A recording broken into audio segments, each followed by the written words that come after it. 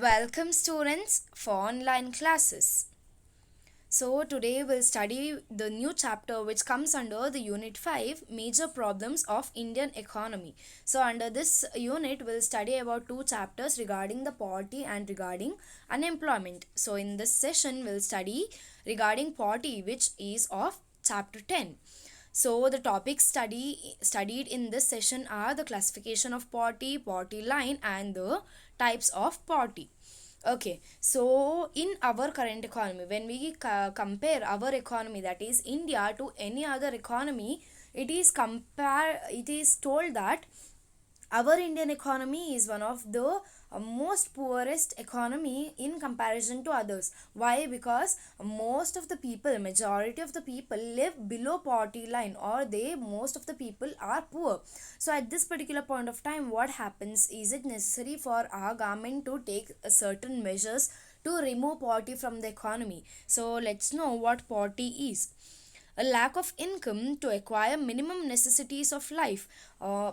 Income or earning or money structure will also play a major role in the poverty or to the poor people. Why? Because only when you have a proper income, or only when you earn a proper percentage of money, what happens at that particular point of time, you are allowed to purchase any kind of things which you want from the economy. So at this particular point of time, when you won't earn anything, what happens? There will be poor people, they cannot have proper shelter, they will be having no proper consumption process, they will be having no proper clothes to wear. So these are the minimum basic needs which everybody in the economy should earn, or they should have. So if the people who doesn't have all these things, they are known as a poor people, or they can be told as the poverty level people. So the indicators of poverty are the social exclusion. Now what is this social exclusion? It is a kind of thing where the poor people are left out from the society, where they are excluded from the society, where the social society or the societal aspects or any kind of festival that is going on at that particular point of time, there may be the non-poor, who can also be called as the rich people, they will not maybe invite them or any kind of process. So social exclusion is a kind of thing where the poor people are being excluded from enjoying the social equality of better of people in better surroundings. So they will be having their own problems, they will be having their own situations to handle at this particular point of time. Maybe they are mingling into any kind of society will be very difficult. So in the societal aspects, they are being excluded from the any kind of parties or any kind of invitation which is being not given to them. And the second indicator of the poverty is about vulnerability. So the vulnerability, it is a kind of a dangerous situation where certain communities or individuals have a greater possibility to remain poor in the coming years in the sense to the major period of time. Say for example, maybe any kind of backward castes which are been not taken into consideration by our society, and even the widow people or the handicapped people, what happens for them when they walk around or when we get to see them? It is not favorable for the economy, or it is a bad thing for our economy which is being doing, or which has happened and which is being doing. So the people are being not accepted by our economy, and the people are not going with to them and have a better full conversation. So vulnerability also plays a major role in the poverty. Okay, so there is a category being made in our economy that they are poor people, they are non-poor people. Non-poor people are called as rich people. So the classification is made based on that.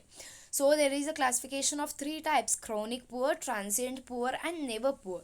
So chronic poor tells that those people who are living below poverty line for a longer period of time, in the sense maybe for their lifetime, or maybe for a certain percentage of a time, the particular person or an individual lives below poverty line. So they are known as the chronic poor, where some of the people who will be always poor in the sense those people who are living below poverty line throughout their life, from the beginning of their life, from the age 1 till they die.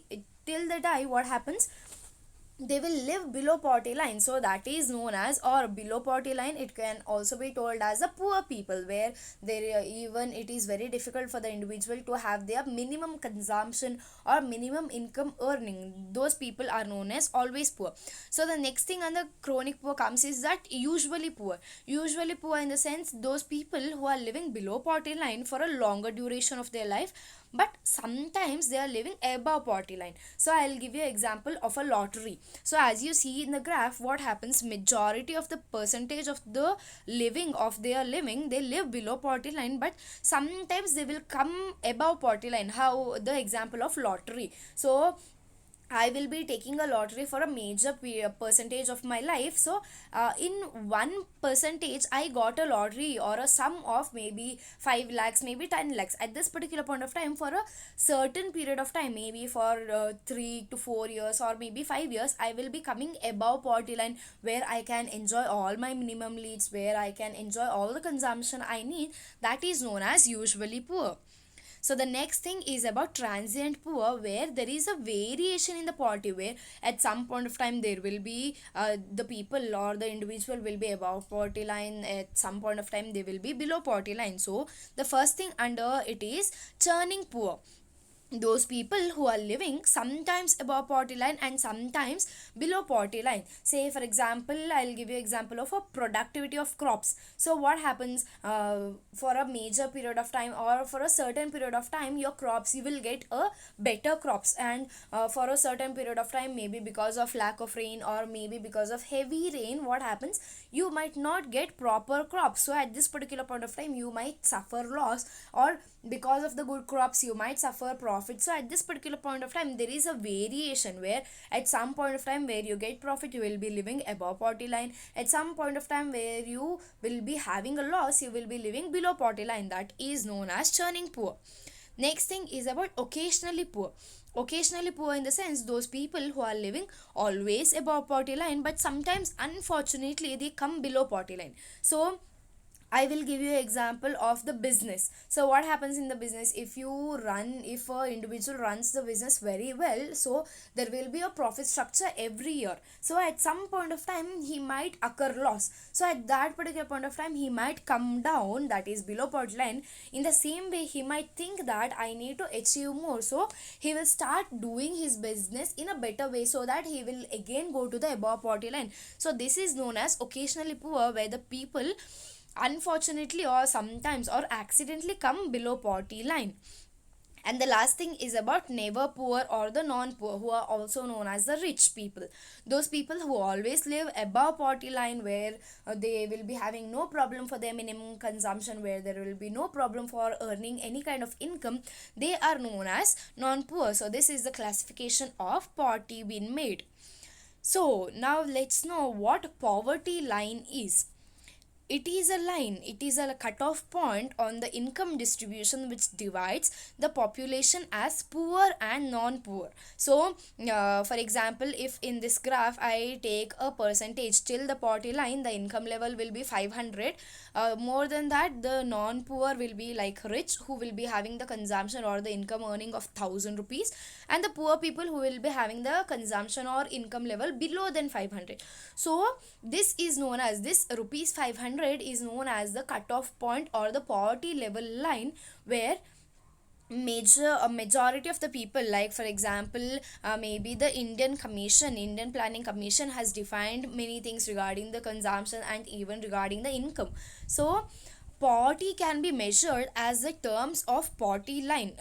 Only when you will get to know what is a poverty line or what is the cutoff point, at that particular point of time you can measure whether this particular individual lives below poverty line or whether this particular individual lives above poverty line. So the consumption, based on the income and based on the consumption, what happens, the poverty can be measured, which is based upon the poverty line. So this is based upon the consumption. That is, the Indian Planning Commission has defined poverty line on the basis of nutritional requirements, that 2400 calories per person per day for rural areas, that is for the village areas, and 2100 calories per person per day in urban areas. So you might think why there is a discrimination between village areas and there is a discrimination between urban areas. This is because in rural areas what people do, more than that, the people will be involved in the physical work, that may be cultivating, maybe any kind of industrial process, maybe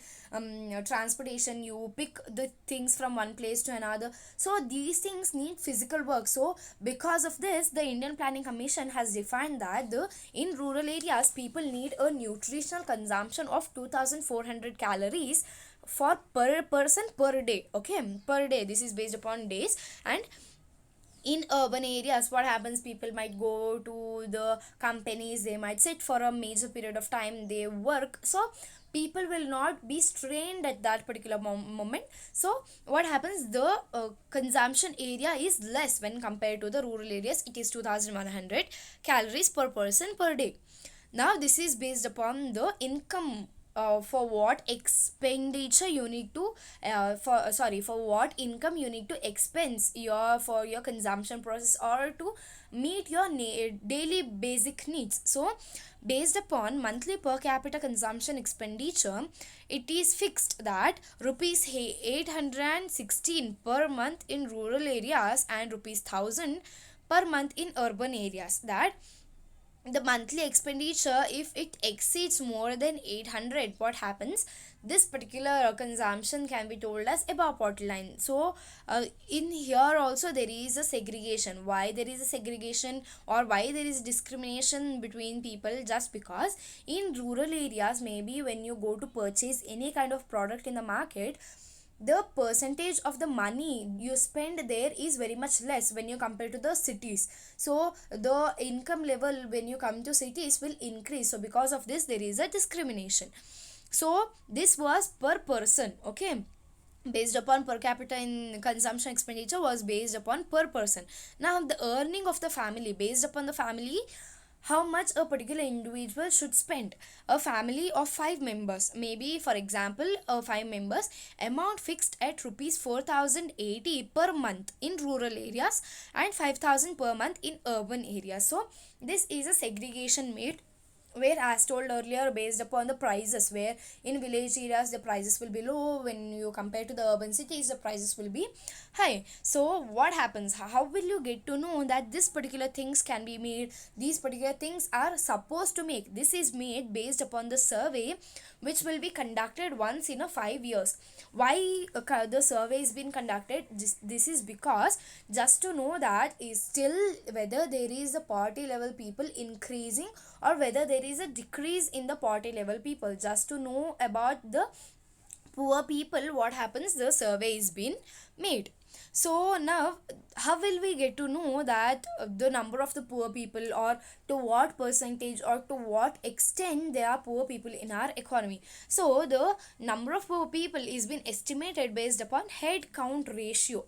So now what is this head count ratio? It is the number of poor is estimated as the proportion of people below poverty line. This is been made, as I told earlier, the survey is been made. So the survey is been made based upon this head count ratio, where the people or the officers will go individually, they count or they see through how many people are living below poverty line, and they check through it. This is been made in head count ratio, where what it means, the number of poor is estimated as a proportion of people who lives below poverty line. Below poverty line in the sense who are poor people. Okay, in this, based upon the head count ratio, the number of poor people is been estimated.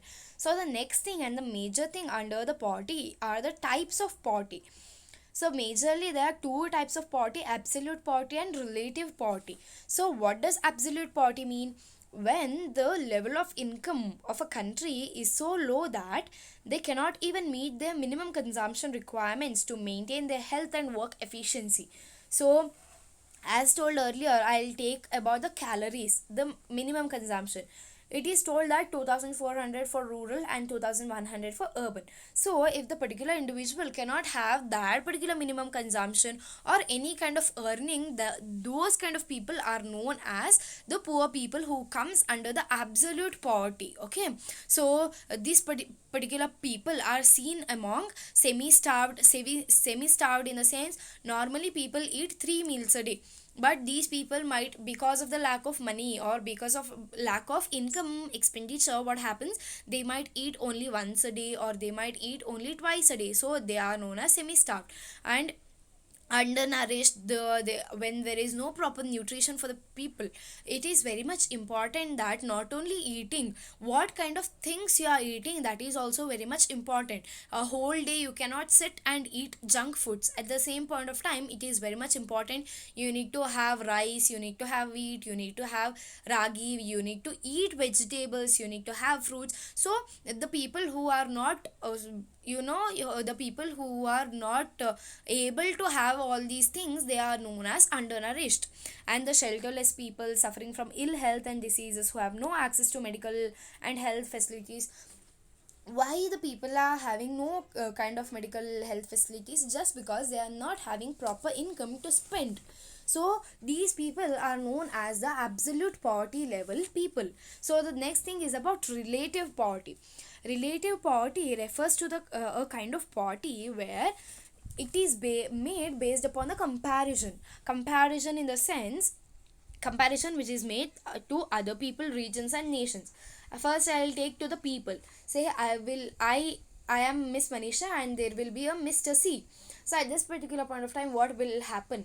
I will be having a bike and the other person will be having a car. So this is a comparison made between two people. So what happens at this particular point of time? I am poorer than that particular person. Why? Because I am having just a bike, I am not having a car, but that particular individual is having a car which worth many like lakhs. So at this particular point of time, based upon the comparison, what happens, the poverty level is being taken into consideration. So I'll give you another example.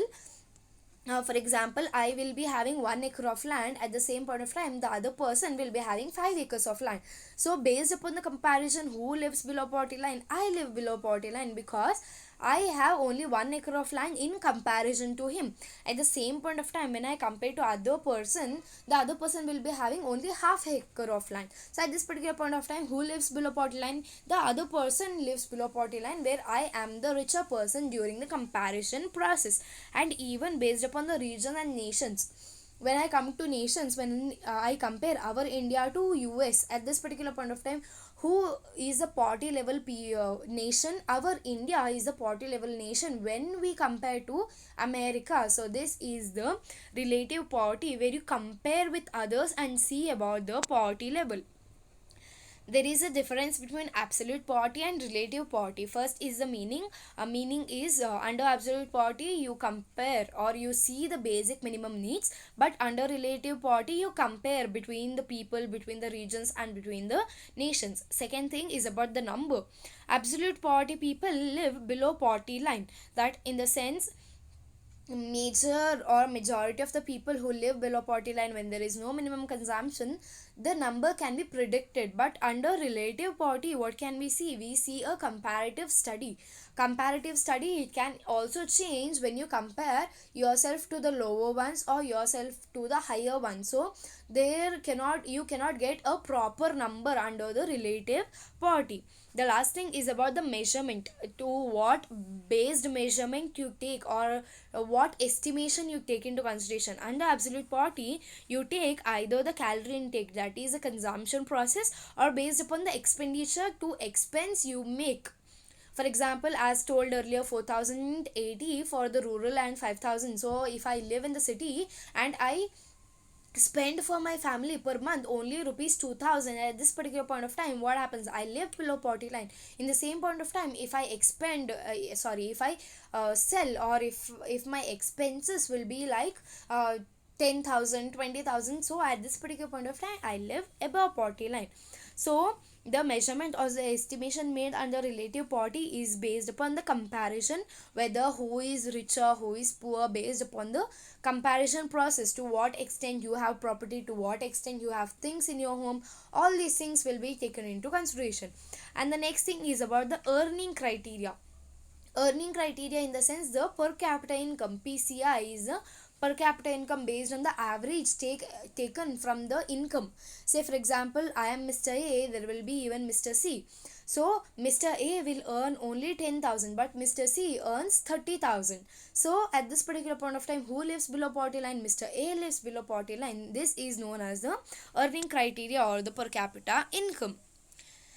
Okay, so the features of poor households or the features of the poverty level is that the poor people possess few property or assets, where the poor people, as they have only minimum income level, they will only spend minimum for their property, or they spend minimum for the assets. Okay, assets like maybe sofa, maybe any kind of chair, maybe any kind of cots, maybe any kind of vessels. All these things comes under assets. Next is about the physically weak. Why are they physically weak? Because of lack of nutrition. As told earlier, because of undernutrition, what happens, the people can be physically weak. They will be there will be no physical stamina, so that they work because of the lack of nutritional process.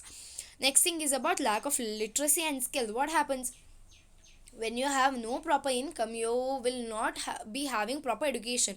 Why? Education everywhere, you need to pay something, in return you get education. So at this particular point of time, because of lack of proper smartness, or because of lack of knowledge, what happens, the poor people remains unpoor. Poor people remains poor, sorry. Okay, so the next thing is about lack of access to basic amenities. Basic amenities in the sense the basic necessities, where you need a shelter, you need clothes, you need basic consumption, you need income to spend for all these things. So maybe any kind of electricity, maybe any kind of water supply, all these things are known as the basic amenities, where it is very much difficult for the poor people to acquire all these things. And lastly, about the large sized families. What happens majorly when you go to the rural areas, you can see the majority of the people.